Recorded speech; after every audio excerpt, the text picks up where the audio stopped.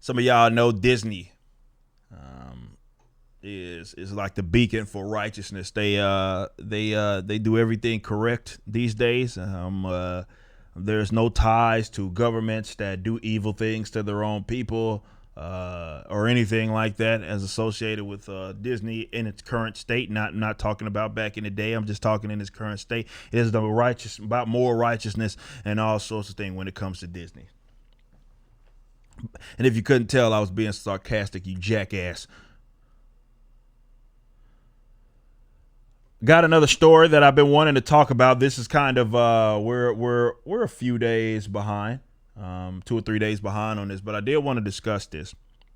More people are obviously starting to come out for businesses and stuff that they work for, places that they you know maybe not just maybe you've already been employed there and it's like a re-educational thing, but there's these classes that are associated with all of this woke nonsense, social justice advocacy and such. So these kind of big corporate entities are trying to re-educate their employees that exist, and when bringing people in, that's sort of part of their training. A lot of bullshit that often has absolutely nothing to do with the job. But Disney employee training right now claims U.S. was founded upon systemic racism, and it includes a white privilege checklist. Walt Disney Corporation has launched a diversity and inclusion program. I'm going to tell you right now, if your business has one of those, your business is probably dog shit. Like and it's going to be, if it's not dog shit, if you added it, it's probably going to be dog shit going in the future. There's absolutely nothing good that comes out of that. Those are some of the most overemphasized, just nonsensical terms that mean nothing really in the context of doing a job, completion of a service, trade of a good. Anytime you have diversity and inclusion tied to it, whatever that is, you could probably, it's a safe bet that you mark it up as bullshit, whatever that is. But it teaches that America was founded on systemic racism and asks employees to complete a white privilege check. I just could not imagine doing some shit like that at all. Like, obviously, it's been a while since I have been like actual working for other people. Right now, and it has been a minute. It's been so long. Not that long, but it's been long enough. Because I was long out and I was doing my own stuff with the music and my writing and everything else and getting paid and doing that full time long before this woke shit popped off and it got highly emphasized as the thing that people wanted to do. It says, according to whistleblower documents obtained by the City Journal, Disney's new initiative is called Reimagine Tomorrow. So that's all right. So I said re-education, and that's basically what that is. It includes training on so-called systemic racism, white privilege, white fragility, white saviors, microaggressions, and anti-racism. All of these are bullshit, made-up concepts. The training claims that U.S. has a long history of systemic racism and transphobia, and pushes employees to take ownership of educating yourself about structural anti-black racism, and not on your black colleagues and rely on your black colleagues to educate you, which is emotionally taxing. Like, this is fucking retarded, man. Like, what is this?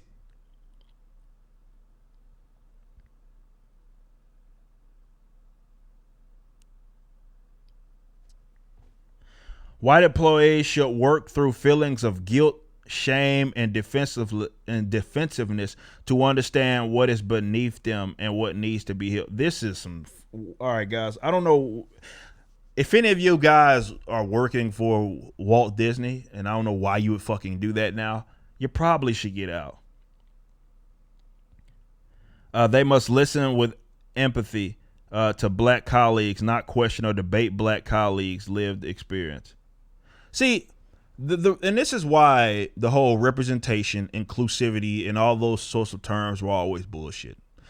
It's because what it does is it treats entire swaths of people that differ pretty much on every aspect of their life, aside from something that they couldn't control in this context or color.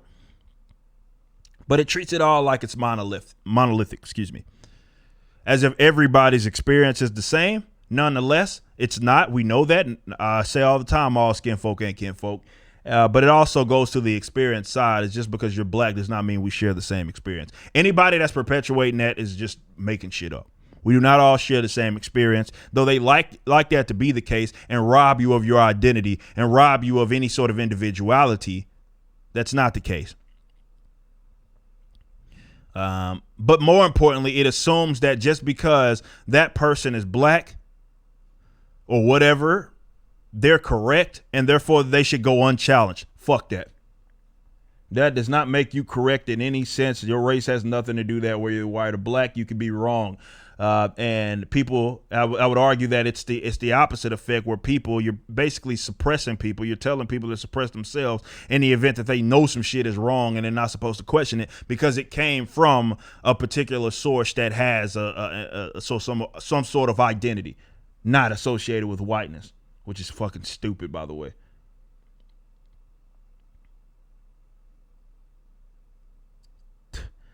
The company, which has come under fire for its relationship with China over the country's alleged human rights violation, has sponsored a 21-day racial equity and social justice challenge, according to the report, and has recommended that employees complete the challenge. Hopefully, it's not required of them.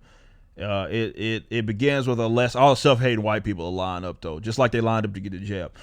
Systemic racism, and teaches that participants have all been raised in a society that elevates white culture over the others.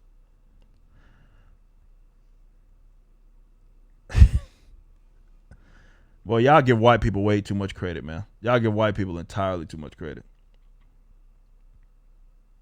Participants are encouraged to fill out a white privilege checklist, which includes markers like I am white, I am heterosexual, I am a man, I still identify the gender I born. What the fuck, man? Participants are then told to shift from white dominant culture. And this is the part that got me, right? It says competition, individualism, timeliness, and comprehensiveness are white dominant values. Again, you're giving white people entirely too much credit there, but it goes to show that they themselves, and this is why I've always said this, and I talk about this with tokenization as well. These people are the ones that think the white folk are superior. It ain't us. They're the ones that operate as if these white people have all of this power, and they're the ones that are superior. They operate like that, not me. It ain't us. It's y'all, because y'all the ones talking this shit into existence and talking up a boogeyman. These concepts, particularly this one right here, obviously this is the one I took most issue with, individualism. What the hell has that got to be? Imagine having a position that whiteness is to be associated with individualism, and therefore it's like in putting a more unfavorable light, which is more so what they're doing.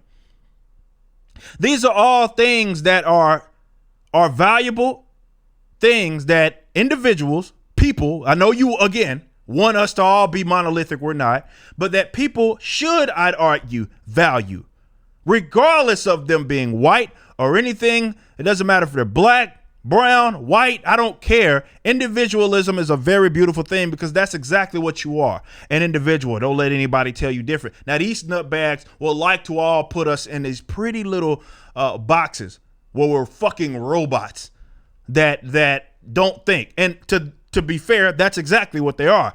They are. We call them NPCs, but not everybody else is like that. But it goes to show that they're the ones that think these white folk are superior because they talk this stuff into existence. This isn't us.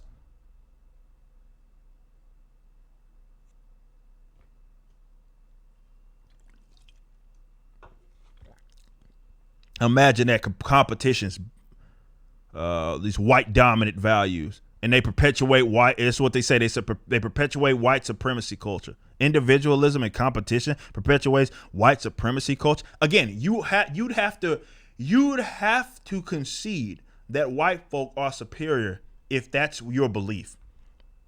They don't even understand how they're shooting themselves in the foot. And what they're actually advocating is antithetical. You're saying that they're the ones that benefit from competition. They're the ones that benefit from individuality, or rather individualism, which is, again, everybody benefits regardless of color. This isn't some unique white thing. It isn't. Competition, as all these are concepts that we could find value in regardless, and we can also use it to raise our living standards. To act like there's something wrong with that, or rather to act like, okay, that equals in itself white supremacy, is complete nonsense. And I'd argue, not only that, they're incorrect. You know why? Because if we had more competition and individualism, we wouldn't be talking about none of that dumb shit y'all talking about.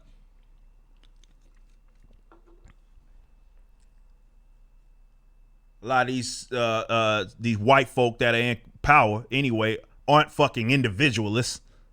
They aren't libertarian. They're statist, collectivist asshats that want to rob from their neighbors and steal from their neighbors, redistribute funds. That's what they want to do. It ain't got nothing to do with competition and individualism, but it goes to show how completely inept that they are. Look, man, if you're worth for Walt Disney, I'm going to end it on this note. Get the fuck up out of there.